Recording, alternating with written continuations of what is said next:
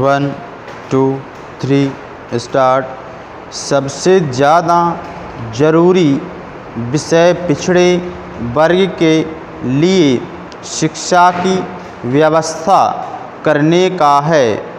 उच्च स्तर पर इसके बारे में जब तक कार्रवाई नहीं की जाती तब तक उन लोगों में शिक्षा का विकास नहीं हो सकता।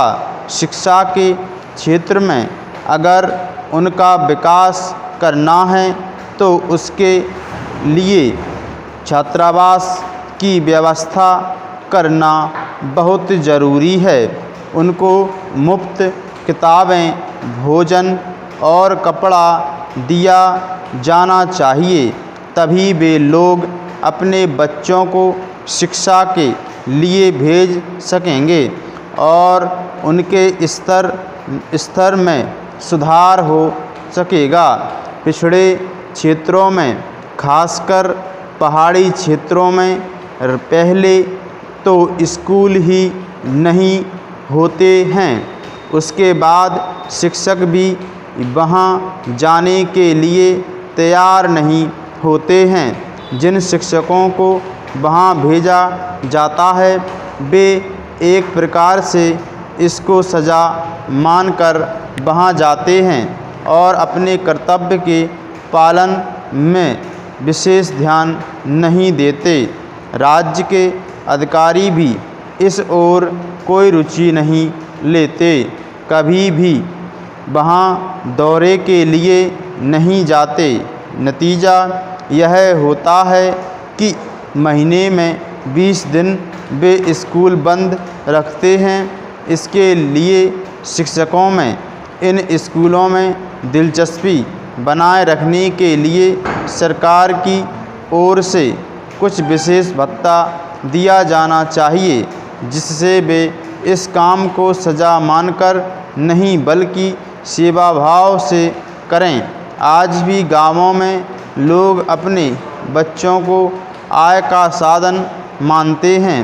उनके द्वारा पशुओं के चराने का काम लिया जाता है, मजदूरी कराई जाती है, खानों में काम लिया जाता है।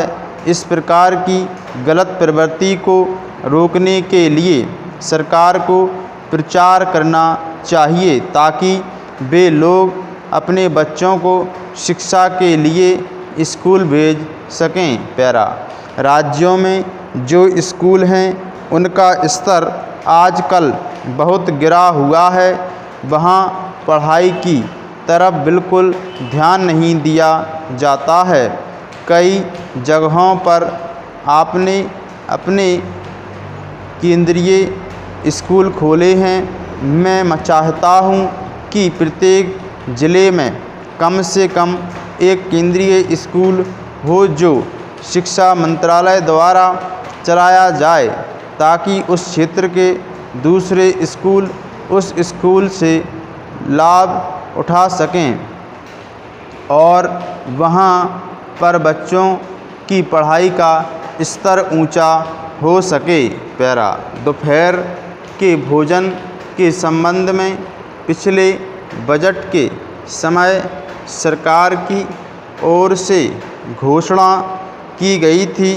मैं नहीं मानता कि उस योजना को कहाँ तक कार्यान्वित किया गया है। जहाँ जहाँ इस समय भोजन दिया लाभ उठाया जा रहा है, उस भोजन में पौष्टिक पदार्थ नाम की कोई चीज़ नहीं है।